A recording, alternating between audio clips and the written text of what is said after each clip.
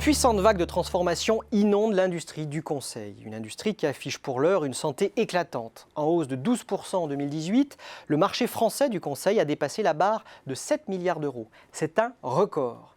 La bonne dynamique des investissements des entreprises non financières et dans une moindre mesure une conjoncture économique et un climat des affaires favorables n'y sont bien sûr pas étrangers.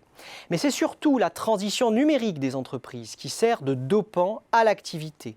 Et alors que le recrutement de nouveaux profils technologiques s'avère crucial pour répondre à ces projets, la tâche est de plus en plus ardue en raison du déficit d'image de la profession, en particulier auprès des jeunes générations, et de la concurrence frontale entre les acteurs pour dénicher les meilleurs profils.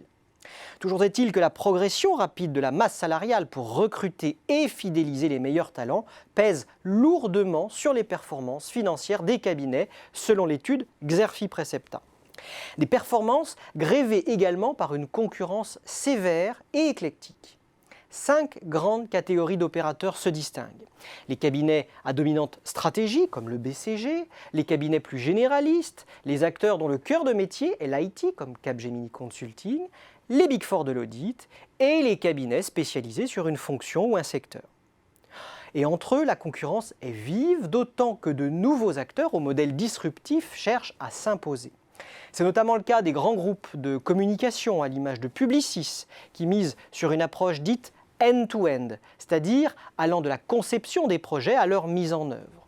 Sans oublier les offensives des ESN, les entreprises de services du numérique, et la montée en puissance de nouveaux entrants, comme les plateformes d'intermédiation, telles que Comatch, à la compétitivité coût incontestable. Ces menaces sont d'autant plus sérieuses que le marché du conseil est libre d'accès et sans effet d'échelle, laissant le champ libre aux petites structures. Ce nouveau paradigme concurrentiel oblige les groupes du conseil à se réinventer, notamment en faisant du recrutement, de la fidélisation et de la formation des talents un enjeu majeur. Outre la multiplication des embauches de profils plus technologiques déjà évoqués, les acteurs accélèrent aussi leur développement digital.